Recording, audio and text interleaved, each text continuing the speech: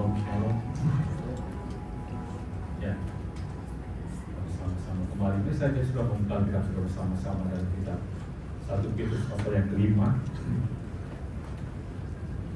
1 Petrus pasal yang kelima kita akan membaca ayat yang ke-8 dan ayat yang ke-9.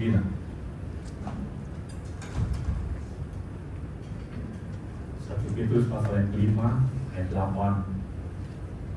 dan ayat yang ke-9. Saya akan berbicara pagi ini dalam mengingat lion, alert, ingat, waspada terhadap singa, ada singa. 1 Petrus pasal 5 ayat 8 sampai ayat yang ke-9 saya akan baca segenap, bisa sama-sama membantu membaca aja. Ganjil. Sadarlah dan berjaga-jagalah, lawan musuh iblis berjalan keliling sama seperti singa yang mengaum-ngaum dan mencari orang yang dapat ditelannya. Lawanlah dia dengan iman yang teguh, sebab kamu tahu bahwa semua saudaramu di seluruh dunia penderitaan yang sama. Amen. Akan sadar dan berjaga-jaga karena lawan musuh iblis yang berjalan keliling seperti singa yang mengaum-ngaum. Nah, setelah saya ingin share tentang lanjutkan tentang saya ini tentang berjaga-jaga.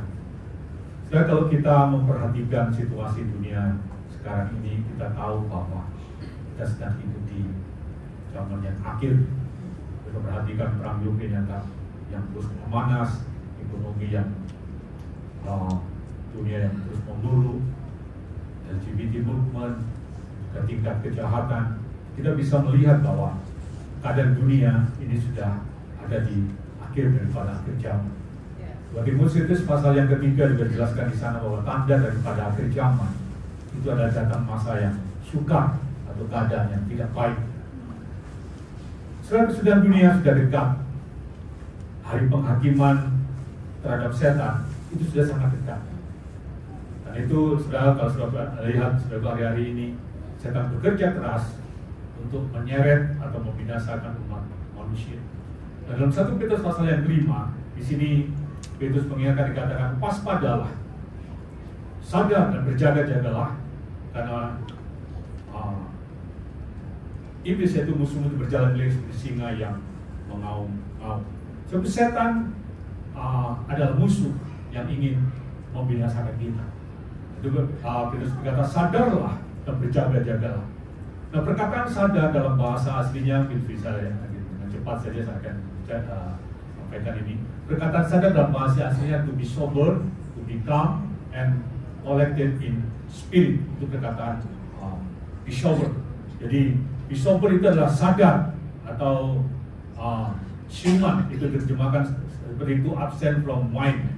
Jadi jangan sampai mabuk, sadar atau siuman. Kemudian dikatakan sudah to be calm, tenang, dan collected in spirit, dari yang apa? Tetap bersemangat.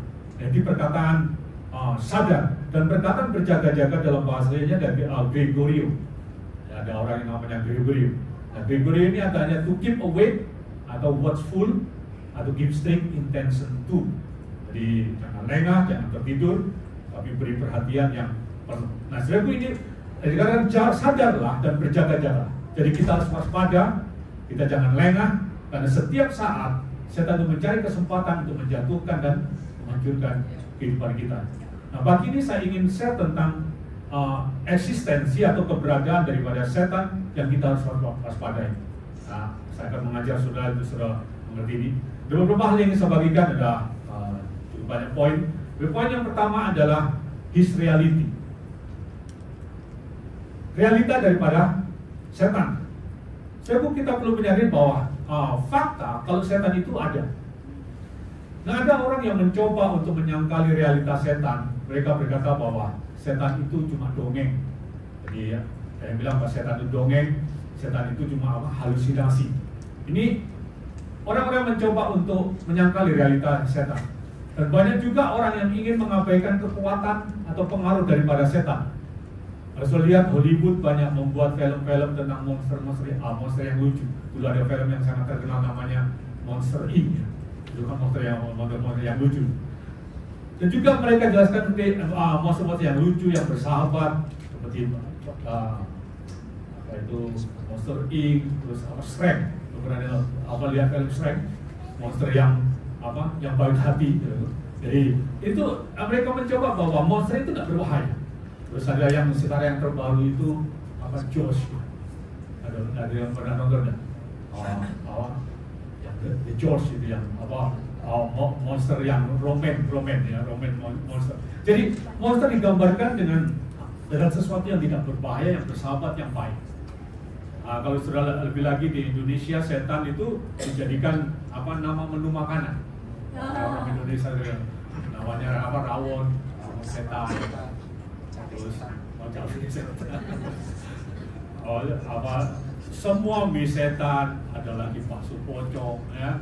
Jadi nama-nama setan itu dijadikan sebagai sesuatu yang bersahabat. Sebenarnya itu semua cara untuk mengabaikan pengaruh dan bahaya daripada pekerjaan setan. Saudara tahu bahwa salah satu bahaya terbesar dalam satu peperangan dan satu pertempuran itu ada ketika kita mengabaikan keberadaan atau keberadaan dan kekuatan daripada lawan. Jadi setan itu ada. Jadi yang pertama jadi bahwa his reality, bahwa setan itu ada. Nah, sering kali yang menjadi pertanyaan banyak orang itu, dari mana asal mula setan atau siapa yang menciptakannya? Bisa ingin sedikit untuk membahas ini kan? Sering kali ada pertanyaan, apakah Tuhan yang menciptakan setan? Saya akan jelaskan kepada saudara. Sebab Alkitab menjelaskan dengan terang, dengan jelas dari mana asal mula setan. Sebab Tuhan tidak pernah menciptakan setan. Dalam Kejadian Yakobus pasal pertama dikatakan semua yang baik datang daripada Tuhan. Jadi di sana kita jelas bahwa Tuhan itu tidak pernah menciptakan setan.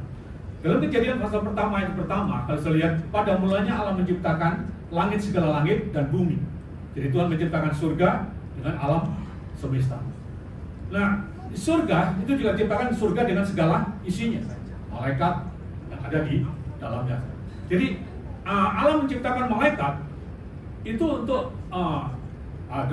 dalam Yehezkiel pasal 28 ayat 13 bahwa malaikat itu diciptakan oleh Tuhan. Jadi Tuhan menciptakan surga, Tuhan menciptakan para malaikat.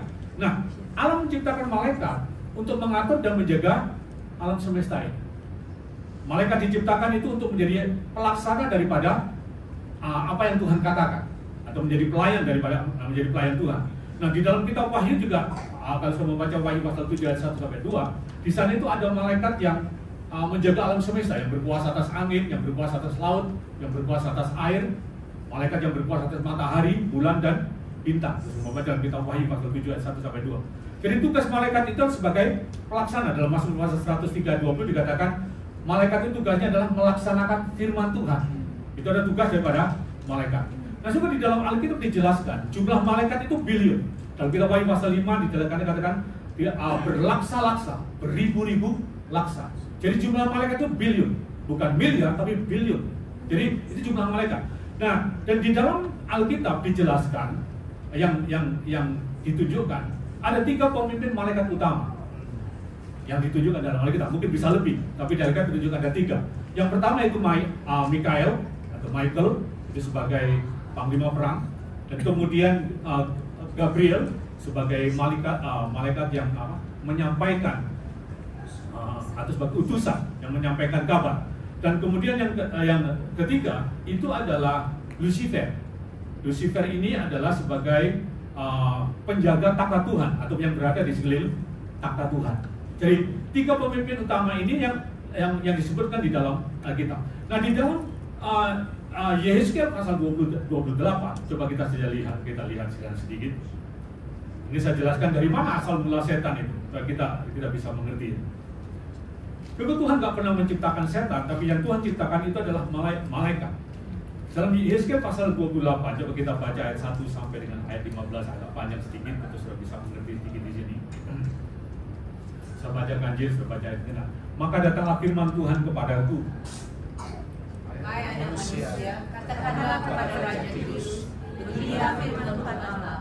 Karena engkau menjadi tinggi hati dan berkata, aku adalah Allah, aku duduk di kaki Allah dengan nama.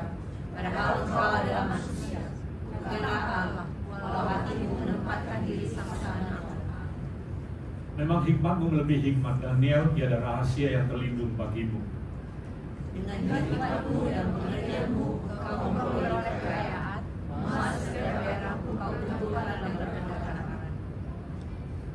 engkau sangat pandai berdagang, engkau memperbanyak kekayaanmu, dan karena itu engkau jadi sombong. Sebab itu inilah firman Tuhan Allah, karena hatimu menempatkan diri sama Maka sungguh aku membawa orang asing melawan engkau, yaitu bangsa yang paling ganas yang akan menghunus pedang mereka, melawan hikmatmu yang terpuja dan semarakmu dinajiskan. Kau berikannya yang membawa kubur, kau mati seperti orang yang mati terbunuh dengan lautan. Apakah engkau masih akan mengatakan di hadapan pembunuhmu, aku adalah Allah, padahal terhadap kuasa penikahmu, engkau adalah manusia, bukanlah Allah. Kau mati seperti orang yang bersenang melihat tangan orang asing. Sebab aku yang mengatakannya, demikianlah firman Tuhan Allah. Lalu datanglah firman Tuhan kepadaku. Hai anak manusia, ucapkanlah surat terang mengenai raja Yehuda dan katakanlah kepadanya, beginilah firman Tuhan Allah. Gambar dari kesempurnaan engkau penuh dengan kematian. Engkau di Taman Eden, yaitu di Taman Allah, penuh dengan segala batu permata yang berharga, yaspis merah, krisolit, dan yaspis hijau, permata pirus, krisopras, dan nefrit, lasurit, batu merah, malakit. Tempat tatahannya diperbuat dari emas dan disediakan pada hari penciptaanmu. Berikan tempatmu dekat kerub berjaga-jaga. Di gunung kudus Allah berada dalam jalan-jalan antara berjaga-jaga. 15. Engkau tidak bercela dalam tingkah lakumu sejak hari penciptaan sampai terdapat kecurangan padamu. Nah, dalam Yehezkiel pasal 28 di sini dijelaskan tentang Raja Tirus. So, Tirus ini sebenarnya adalah gambaran. Tirus ini adalah satu kota di daerah Mediterania. Kalau saat ini itu adalah Lebanon. Nah, Yehezkiel menulis ini waktu itu di Lebanon, atau di Lebanon ini, raja daripada Raja Tirus itu namanya adalah Iqtobal. Itu kalau dikenal adalah Iqtobal the second, Iqtobal kedua. Nah, Iqtobal kedua ini seorang raja yang hebat, seorang raja yang sangat pandai, tapi dia seorang raja yang sangat ganas, dan dia sombong, dan dia menyebut dirinya bahwa dia itu adalah sama seperti Tuhan. Nah, Lucifer di sini digambarkan sebagai Raja Tirus, sosok yang sombong. Nah, kalau saudara melihat dalam ayat 1 sampai dengan ayat yang ke-10, di situ dia berbicara kepada Iqtobal. Tapi dalam ayat yang ke-11 sampai dengan ayat yang ke-15, itu perkataannya berubah. Dari berkata kepada seorang manusia, tapi dalam ayat yang 11 sampai 12, itu tidak ditujukan kepada Iqtobal, tetapi kepada malaikat yang ingin menyamai Tuhan. Nah, itu dalam Yesaya 14 ayat 12-15, di situ dia dikatakan dia berada di sekeliling takhta Allah, di grup. Nah, dalam terjemahan perkataan Lucifer itulah Halen atau putra fajar. Nah, Lucifer itu adalah malaikat yang sangat indah, yang tempatnya dekat dengan grup yang di sekeliling takhta Allah. Dia dikatakan sangat berhikmat, berkarisma, tapi dia sangat ambisius, dia sangat sombong, dia ingin mengambil tempatnya Tuhan. Karena dia katakan, aku hendak mendirikan takhtaku, aku hendak menyamai yang maha tinggi. Jadi Lucifer sebagai pemimpin, salah satu pemimpin malaikat yang dia berada di sekeliling takhta Allah atau sebagai penjaga takhta Tuhan, dia memberontak kepada Tuhan. Nah, waktu dia ingin menyamai Tuhan, maka dikatakan di situ Tuhan mengusir Lucifer keluar dari Taman Eden atau keluar dari surga. Nah, waktu Lucifer ini diusir dari surga, dalam kitab Wahyu pasal 12, kalau sudah di rumah ayat 7 sampai 9, Lucifer ini atau naga ini, dia menyeret sepertiga dari bintang. Jadi dia menyeret sepertiga dari para malaikat. Jadi ada billion para malaikat, dan Lucifer dia menyeret sepertiga daripada para malaikat. Jadi setan itu adalah malaikat yang memberontak, yang diusir dari surga. Jadi Tuhan tidak menciptakan setan, tapi Tuhan menciptakan malaikat. Dan setan itu adalah malaikat yang memberontak. Jadi setan itu sungguh-sungguh ada. Siapa setan itu? Malaikat yang jatuh, atau malaikat yang memberontak. Pertama kita harus mengerti bahwa setan itu ada. his reality. Yang kedua, yang di situ yang Petrus tadi saudara dikatakan, sadarlah dan berjaga-jagalah, dikatakan musuhmu. Yang kedua yang ingin saya jelaskan adalah his identity. Yang pertama his reality, yang kedua his identity. Dikatakan di situ musuhmu berjalan sendiri. Sebab setan itu adalah musuh kita.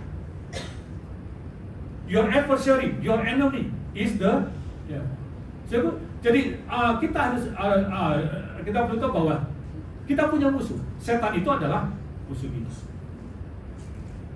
Jadi musuh kita bukan kompetitor kita. Musuh kita bukan mama mertua kita. Hanya orang itu selalu masalah dengan mama mertua. Karena kalau menikah jangan tinggal di rumah orang tua. Sebab musuh kita bukan mama itu bukan agama lain. Musuh kita juga bukan sesama kita, tapi musuh kita itu adalah setan. Karena dalam kitab Efesus pasal 6 dikatakan peperangan kita bukan melawan darah dan daging, tapi melawan penguasa-penguasa di.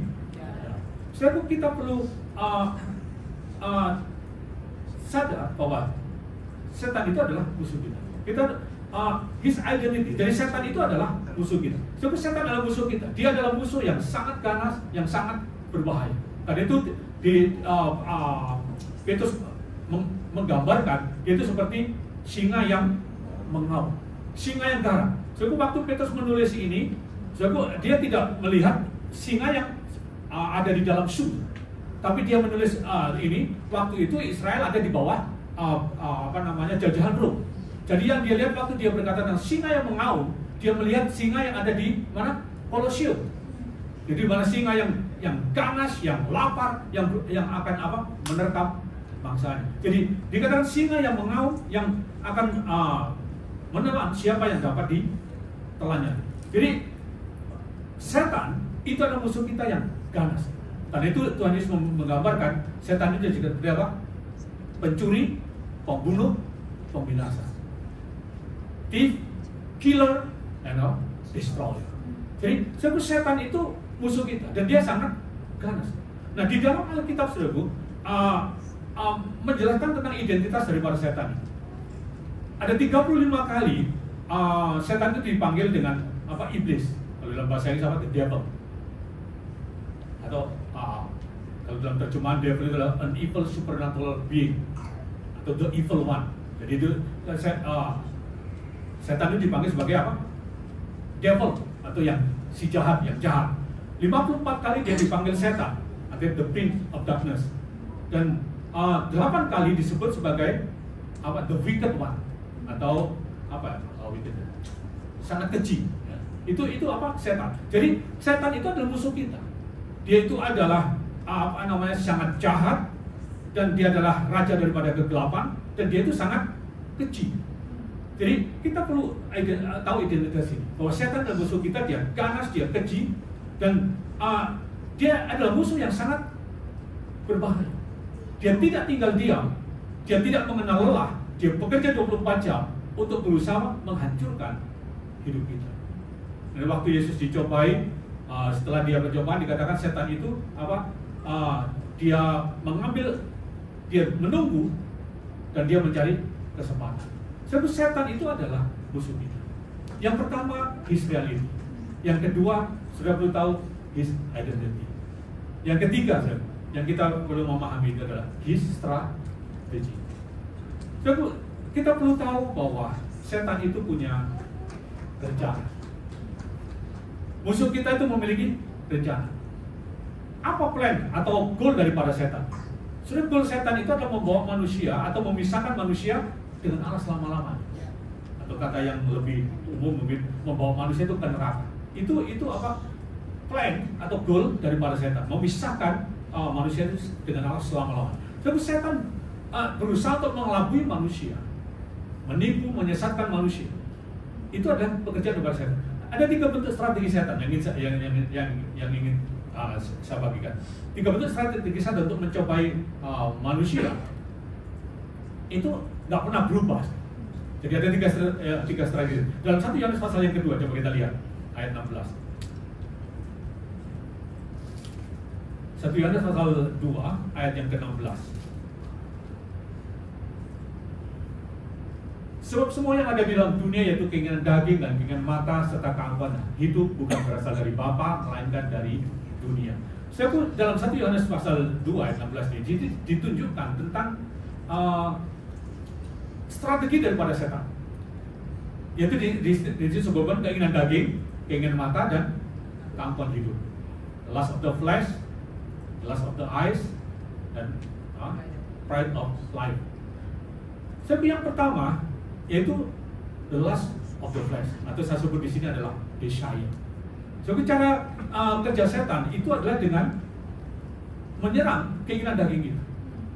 Kalau sudah mempelajari dalam Alkitab, strategi ini nggak pernah berubah dari zaman Adam sampai sekarang.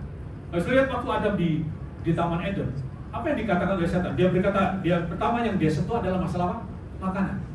Dia berkata apa? Tentunya Tuhan tidak mengizinkan kamu makan semua pohon yang ada di taman ini. Jadi yang tujuan pertama adalah yang ditarik adalah keinginan dari kita. Waktu dia mencoba Yesus, apa yang dikatakan pertama kepada Yesus?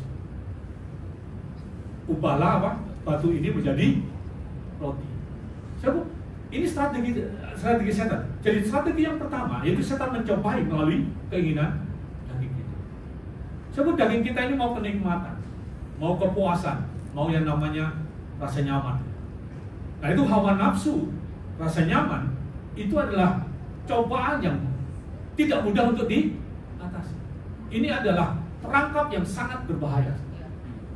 Jadi keinginan daging, dari hawa nafsu, rasa nyaman itu sangat berbahaya. Kalau saya lihat Esau, dia cobai dengan keinginan daging, dia kehilangan hak kesulungan. Simpson dengan hawa nafsunya, dia jatuh dan dia matinya sangat mengerikan. Saya kalau saya mempelajari dalam Alkitab, banyak orang yang terjatuh itu karena apa? Godaan seksual, dan juga waktu mereka merasa puas atau merasa nyaman. Dan saya pelajari dalam Alkitab, banyak mereka yang jatuh itu karena apa? Seksual atau waktu mereka merasa nyaman. Waktu seseorang masih susah, biasanya ini nggak mencari Tuhan, nggak sungguh-sungguh berdoa. Kemarin waktu di doa sempat dibahas masalah ini.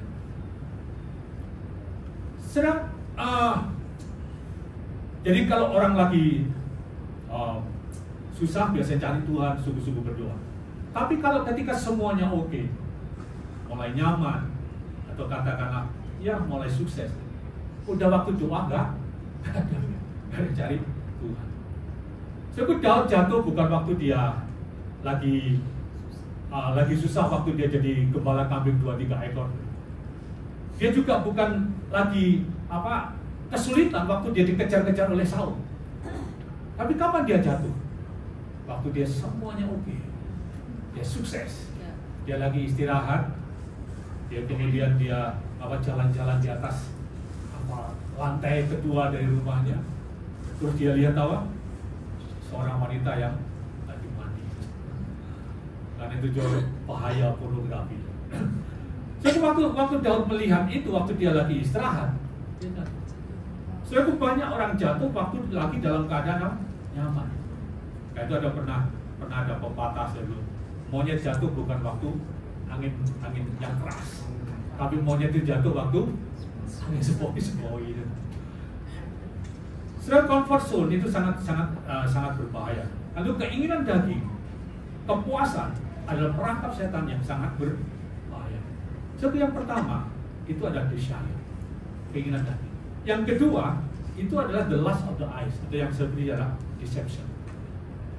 The lust of the eyes. Jadi setan itu akan membelokkan pandangan kita, dia menyesatkan kita.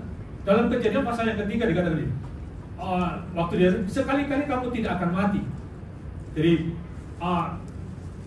waktu dia berkata kepada Hawa, kalau kamu makan, kamu nggak akan mati. Nah, yang kedua adalah deception. Jadi dibelokkan. Nah, waktu setan mencobai Yesus juga, yang kedua dia berkata, jatuhkan dirimu dari gunung ini, karena firman Tuhan berkata ada malaikat yang akan menatang.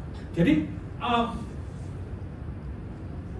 yang kedua, setan itu cara kerjanya ada dengan deception. Jadi membelokkan, memutarbalikkan. Jadi setan menipu pandangan atau persepsi kita. Di dalam Yohanes pasal 4, karena disebut setan itu adalah bapak dari segala dosa. Jadi setan suka mengelabui atau membelokkan dan memutarbalikkan firman Tuhan. Itu pekerjaan daripada apa? Setan. Nah, serta target daripada deception itu adalah supaya kita punya pandangan yang keliru tentang Tuhan.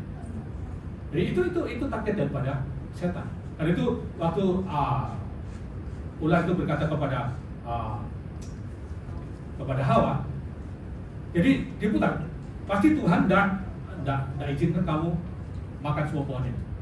Terus kemudian dikatakan, kalau kamu makan, kamu nggak akan mati. Jadi dia putar-putar balikkan firman Tuhan. Jadi goalnya adalah supaya kita punya persepsi yang keliru tentang Tuhan. Jadi sangat penting saudara mengerti tentang bahwa Tuhan itu adalah baik. Setan akan selalu berkata Tuhan itu tidak baik. Tuhan yang kasih pencobaan, Tuhan yang kasih masalah, Tuhan yang kasih sakit penyakit. Nah, banyak orang yang dikelabui oleh setan. Nah, ini sangat penting saudara Tuhan itu baik. Nah, pencobaan itu bukan datang dari Tuhan atau diizinkan oleh Tuhan. Nah, jadi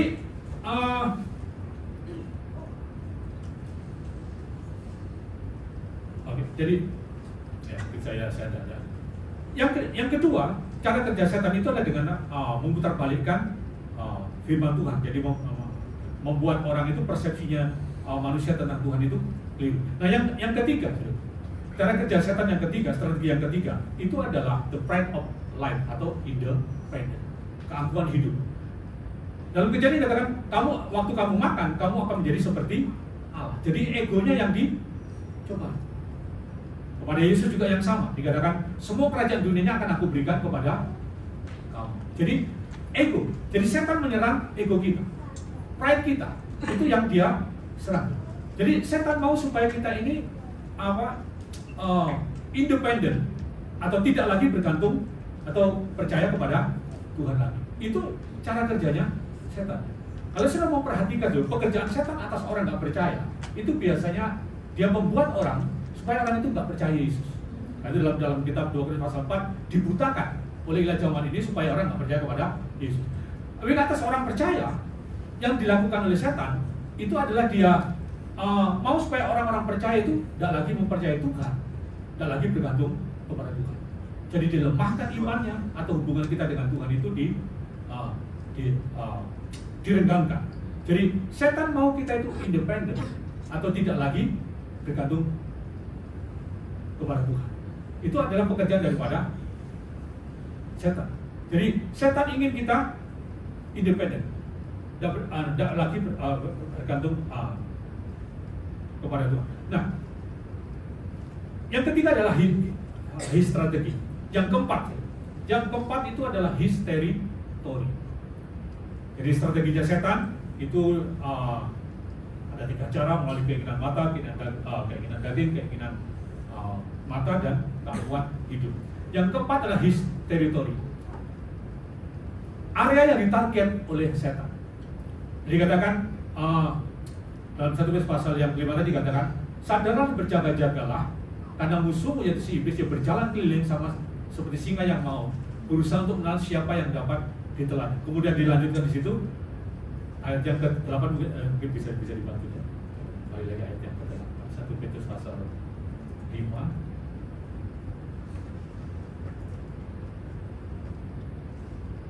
ayat yang ke-9 ya. Dikatakan dulu ya, lawanlah dia dengan iman yang teguh, sebab kamu tahu dikatakan bahwa semua saudaramu di seluruh dunia menanggung penderitaan yang sama. Jadi yang ditarget setan, yang menjadi sasaran setan, itu adalah orang-orang percaya. Jadi saudara perlu tahu area yang ditarget oleh setan, his territory, itu adalah orang-orang percaya. Jadi orang percaya itu adalah target setan. Nah, kita perlu tahu bahwa setan itu adalah malaikat yang memberontak kepada Tuhan. Jadi setan itu ya dulunya itu adalah pelayan atau kacungnya Tuhan. Setan bukan lawannya Tuhan. Setan tidak setanding dengan Tuhan. Setan tidak bisa menyerang atau melawan Tuhan langsung. Yang dia serang adalah milik yang paling dicintai oleh Tuhan.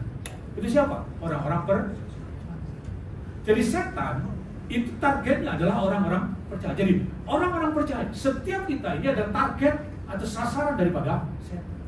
Karena itu Petrus berkata, sadarlah, berjaga-jagalah. Musuhmu itu berjalan keliling. Dia berusaha menelan siapa yang dapat ditelannya. Jadi dia berusaha keras untuk menjatuhkan orang-orang percaya menjadi sasaran daripada setan. Jadi setan berusaha keras untuk membinasakan orang-orang percaya. Karena itu setan setiap saat, jadi saudara perlu menyadari bahwa setan setiap saat mencari kesempatan dan titik lemah kita dan untuk menjatuhkan kita. Jadi setan dia kata dia berjalan keliling, berusaha untuk menelan siapa yang dapat ditelan. Jadi setan itu dia cari kesempatan, dia cari titik lemahnya kita untuk menjatuhkannya. Jadi karena itu sangat penting supaya kita harus tahu kelemahan kita dan kita jangan bermain di sana. Karena itu Paulus berkata jangan kasih kesempatan kepada setan. Jadi setan itu mencari kesempatan untuk menghancurkan hidup kita. Di dalam kitab Ayub, saya mendapatkan satu pengertian tentang ini yang baru. Dalam kitab Ayub waktu setan itu bertemu dengan Tuhan. Terus kemudian Tuhan bertanya kepada setan begini, setan, dari mana kamu?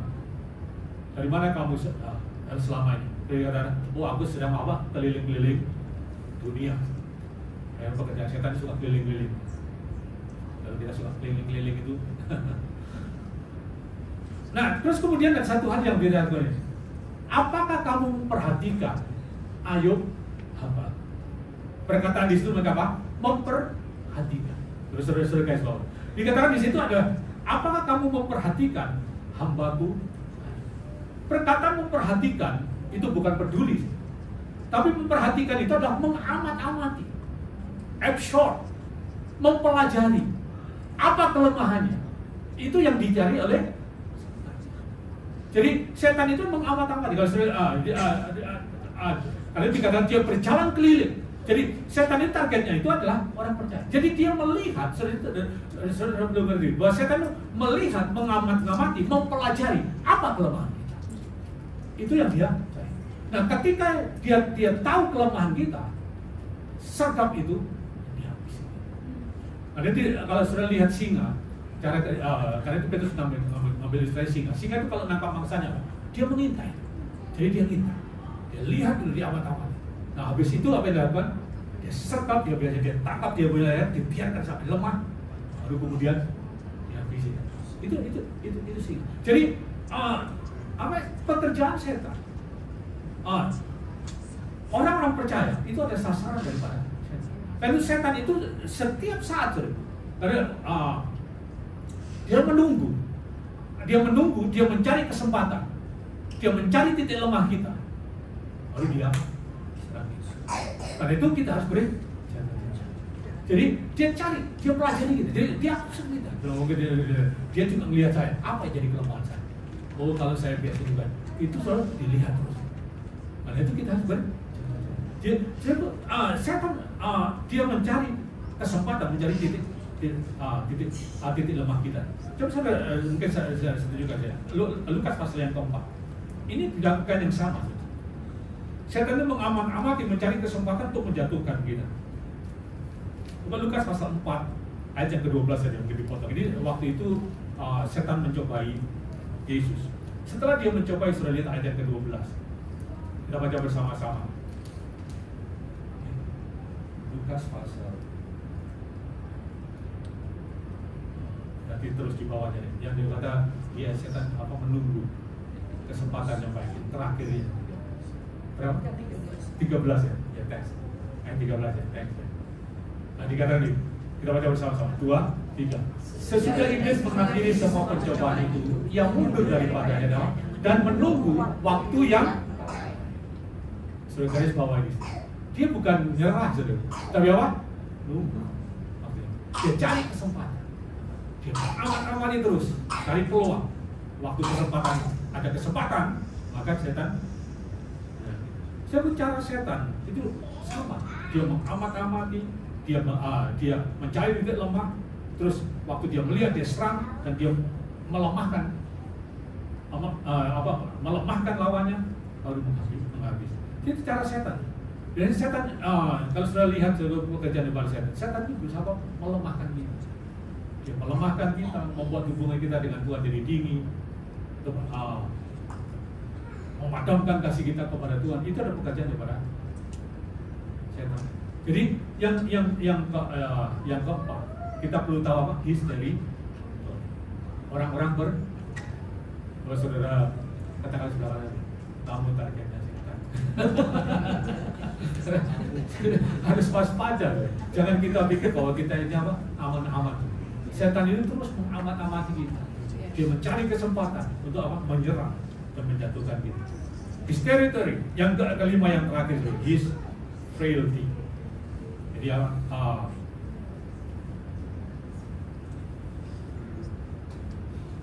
musuh itu harus dihadapi. Dalam 1 Petrus pasal yang kelima ayat 9 dikatakan, lawanlah dia dengan iman yang takut. Jadi, jangan biarkan setan terus menyerang kita. Kita harus sebaliknya kita harus hadapi atau kita harus lawan dia. Jadi kita akan melihat tentang kekalahan setan. Nah, orang-orang percaya selalu punya kuasa atas setan. Orang-orang percaya bisa mengalahkan setan. Nah, banyak orang selalu yang takut mengusir setan. Nah, mereka bilang gini, kalau kita mengusir setan nanti jangan-jangan kita diserang balik, atau kita kita diserang balik. Ada di dalam Alkitab itu, dalam Kisah Rasul pasal 19 ada 7 anak sekewa yang waktu mengusir setan terus diserang balik. Jadi banyak orang takut karena dipikir seperti anak sekewa, dan jangan-jangan dia diserang balik, ada serangan balik daripada setan. Nah, kalau sudah mempelajari saudaraku, anak sekewa, kenapa setan itu menyerang anak sekewa? Karena anak sekewa itu bukan orang percaya, dia seorang tabib. Ya, kalau zaman sekarang mungkin seperti orang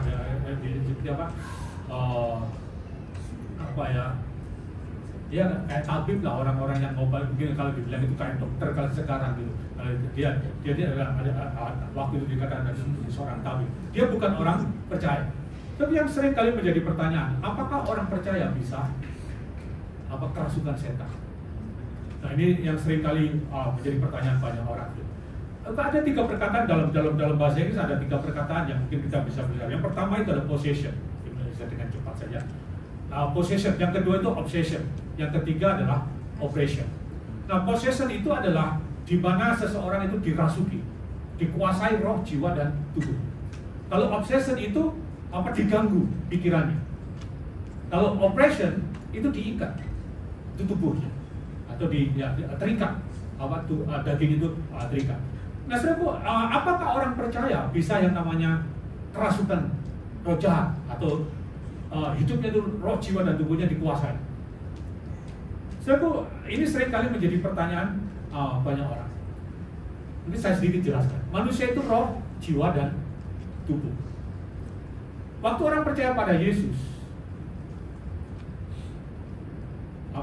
rohnya lahir baru. Rohnya dimaterai atau dimaterai dengan Roh Kudus sebagai tanda mirip. Jadi Roh Kudus tinggal dalam diri orang percaya. Nah, Roh Kudus itu mematerai, membungkus roh kita. Nah, karena itu, apakah orang percaya bisa dirasuk oleh roh jahat? Orang percaya tidak bisa kerasukan roh jahat. Setan bisa menyerang jiwa kita. Orang percaya bisa mengalami namanya diserang jiwanya, mengalami gangguan jiwa. Bisa namanya seperti depresi, atau jadi jiwanya bisa mengalami yang namanya gangguan mental atau gangguan emosi. Tapi setan juga bisa menyerang tubuh orang percaya. Orang percaya bisa yang namanya terikat. Kalau saudara suka dengan sesuatu yang terus menerus, saudara juga bisa, tubuh kita bisa terikat. Apalagi kalau orang seperti yang suka pergi ke, kalau orang kampung suka susu itu juga tubuh bisa terikat. Jadi tubuh kita itu bisa terikat, tapi roh kita nggak bisa. Jadi apakah orang percaya bisa kerasukan setan? Orang percaya nggak bisa kerasukan setan, tapi orang percaya bisa mengalami yang namanya obsesi atau oppression. Ini yang ingin sadar. Jadi saudara, kita harus orang percaya tidak bisa kerasukan. Nah, orang percaya punya kuasa atas setan. Kita bisa mengusir setan. Itu dalam 1 Petrus dikatakan, lawanlah dia dengan iman yang teguh. Jadi kita bisa mengusir setan dengan keyakinan, dengan keberanian. Dalam kitab Wahyu pasal 12 dikatakan, dia kalahkan dengan darah anak domba dan perkataan kesaksian. Perkataan kesaksian itu adalah pengakuan iman atau keberanian untuk percaya. Jadi dengan keyakinan, dengan keberanian kita. Jadi kita bisa mengusir setan. Nah, ada 4 senjata yang kita bisa pakai untuk kita mengalahkan setan dengan cepat saja. Yang pertama itu adalah firman Tuhan. Kita bisa mengalahkan setan dengan firman Tuhan. Yesus mengalahkan setan dengan firman Tuhan. Firman Tuhan berkata. Karena itu kita perlu ada firman di dalam diri kita. Kalau kita punya firman, itu akan kita bisa mengalahkan setan atau menolak setan. Jadi yang pertama adalah firman Tuhan. Yang kedua itu adalah darah Yesus. Jadi kita bisa mengalahkan setan dengan darah anak domba. Saya pernah satu ketika mengalami waktu kami lagi peperangan rohani, keliling satu daerah untuk kami lakukan peperangan rohani. Terus kemudian waktu saya lagi istirahat, saya diserang oleh setan. Itu waktu ini penglihatan waktu malam. Jadi ada seperti orang tua waktu saya ada di Dili itu. Di Dili itu adalah penyembahan yang di Dili itu adalah penyembahan kepada orang mati. Anda harus lihat saudara orang-orang Katolik itu mereka itu menyembah kepada satu-satu yang mati. Ini sudah belum mengerti. Jadi di Dili itu mayoritas. Jadi itu roh itu mengikat. Jadi ada penyembahan kepada yang namanya orang mati. Nah, waktu itu saya lagi peperangan rohani dan saya bermimpi ada seorang wanita tua yang mau mencoba mencakik saya. Nah, waktu saya lagi di dekat itu, saya melawan saya coba lawan dan saya struggle dengan itu. Kemudian waktu saya itu apa yang saya lakukan saya sebut waktu darah Yesus berkuasa. Darah Yesus. Waktu saya menyebut darah Yesus itu seperti ada sinar gitu. Itu memukul buka daripada wanita itu dan dia pergi. Jadi ada kuasa di dalam darah anak domba. Itu biasanya kalau saudara ada rumah yang didiamin hantu ya, yang biasanya kan ada kalau kita di kampung gitu, kalau di Singapura ini orang terlalu percaya dengan setan, dan itu jarang sekali rumahnya orang ditinggalin. Tapi orang-orang yang percaya akan dunia banyak sekali yang namanya rumah hantu. Nah, kalau saudara mentahirkan rumah hantu, saudara bisa mengenakan darah Yesus Kristus, ditahirkan dengan darah Yesus. Jadi setan bisa diusir dengan darah anak domba. Yang ketiga, senjata yang ketiga itu adalah pujian pengagungan. Dalam Mazmur pasal 159 kita membungkam mulut dengan apa? Pujian pengagungan. Jadi pujian pengagungan itu apa? Menghancurkan lawan kita. Karena itu seperti saudara di gereja kita seringkali memberikan pujian pengagungan kepada Tuhan. Itu adalah cara untuk kita membungkam mulut setan dan juga mengalahkan setan. Jadi pujian pengagungan. Sudah pernah mendengar cerita tentang Yosafat waktu dia melawan tentara Meonim. Dia yang dilakukan adalah pujian pengagungan. Dia menyatakan sebab Tuhan baik, bahwasanya itu selama-lamanya kasih setia. Ketika pujian pengagungan dinaikkan, maka mereka melihat Tuhan bekerja, musuh dikalahkan. Dan yang keempat, saudara, itu adalah nama Yesus. Kita bisa mengusir setan dengan nama Yesus Kristus. nama Yesus ada kuasa. Jadi Filipi pasal yang kedua dikatakan semua yang di surga, di bumi, dan yang di bawah bumi duduk di dalam nama Yesus. Jadi kita bisa mengusir setan dengan nama Yesus. Jadi ada 5 hal yang saya bagikan bagian ini supaya bisa mengerti. Yang pertama itu adalah apa? His reality. Yang kedua, his identity. Yang ketiga, his strategi, his territory. Yang kelima adalah his. Jadi kita punya musuh, dan musuh kita ini yang selalu berusaha untuk menghancurkan. Jadi, kita harus waspada, kita harus berjaga-jaga, kita jangan lengah. Setan selalu mengamat-amat kita, mencari titik lemah kita untuk menjatuhkan kita. Kita bagi begini.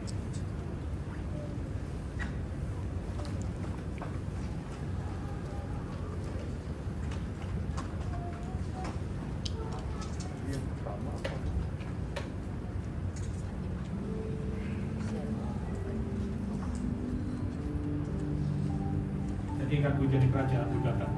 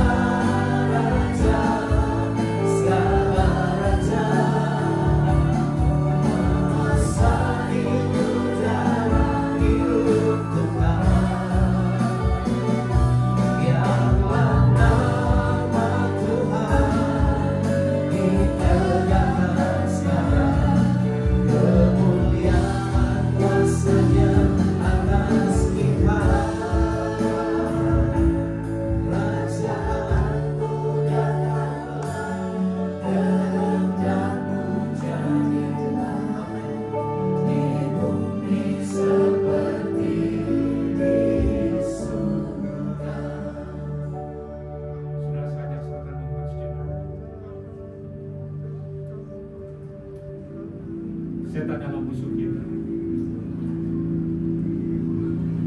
yang dia selalu siaga, yang berusaha keras untuk menyerang dan menghancurkan orang-orang percaya.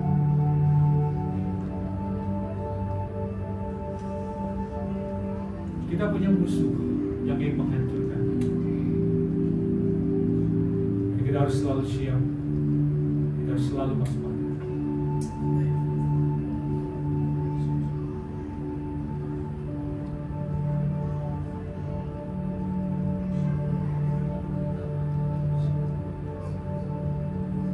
Kita renungkan sejenak. Ada musuh yang selalu mengamat-amati kita.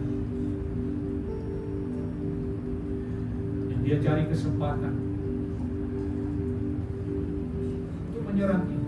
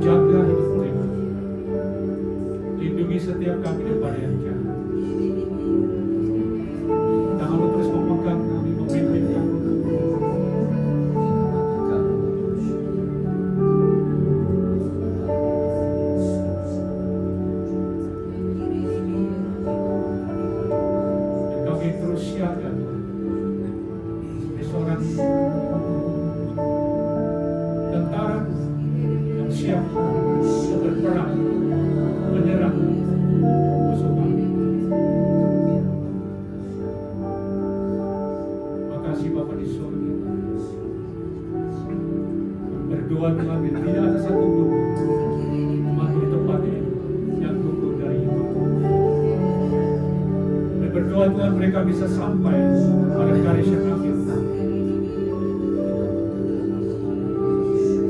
Terima kasih Bapak. Kami mengucap syukur dalam nama Yesus.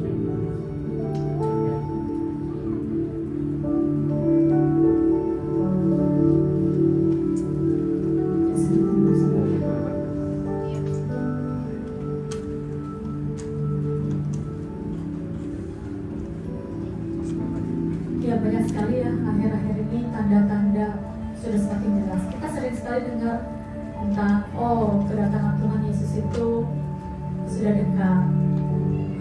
Tapi sekarang ini tanda-tanda itu semakin nyata. Ya. Jadi kita juga harus jaga-jaga. Kalau kita mau kita tadi poin keempat ya. Kita poin keempat itu his territory ya. Kalau dia itu mengetek kelemahan kita, jadi kita spend waktu untuk lihat diri kita sendiri. Ya, jangan nilai orang lain, nilai diri sendiri. Apa yang kurang dalam hidup kita? Mungkin waktu kita bersama dengan Tuhan yang kurang, yuk kita tambah lagi.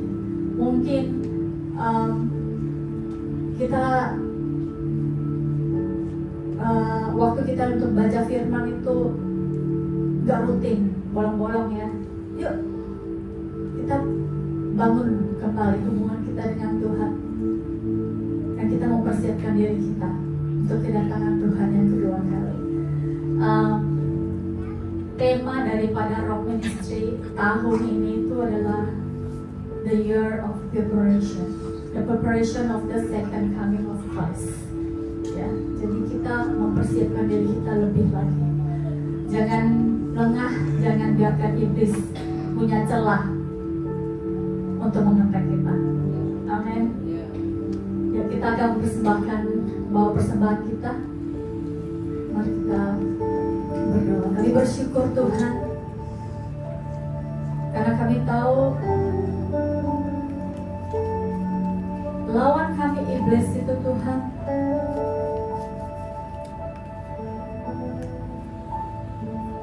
itu tidak lebih kuat daripada Engkau. Kami punya Allah yang luar biasa bersama dengan kami, dan kami tidak melawan iblis itu sendirian, tapi kami bersama-sama dengan Allah yang luar biasa. Bapak, Kau bawa kami Tuhan, setiap daripada kami Tuhan, untuk senantiasa waspada dalam kehidupan kami Tuhan, dan membangun kehidupan iman kami Tuhan. Lebih lagi Tuhan, lebih giat lagi Tuhan, untuk bisa bertumbuh di dalam Engkau. Biar kasih-Mu Tuhan itu yang menjadi membakar kami Tuhan. Biar kasih-Mu itu Tuhan yang menumbuhkan iman kami lebih lagi. Biar melalui kasih-Mu Tuhan kami teguh bersama dengan Engkau. Terima kasih Tuhan. Saat ini kalau kami membawa persembahan kami dengan hati yang penuh sukacita Bapa, karena kami tahu Tuhan sepenuhnya apa yang menjadi milik kami cuma pengelola Bapa, dan kami memberikan Engkau yang terbaik karena semuanya milik Engkau. Thank you Daddy, in the name of Jesus, Hallelujah Lord, Amen.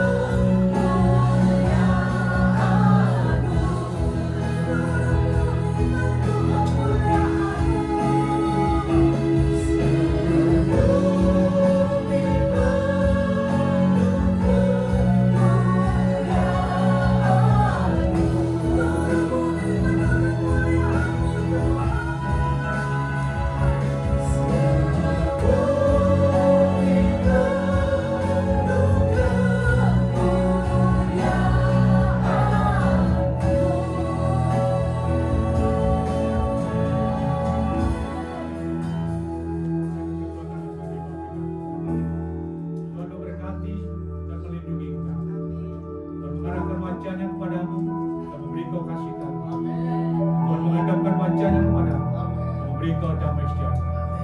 Berkati waktu masuk, dan diberkati waktu keluar. Apa yang kau rancangkan, diberkati.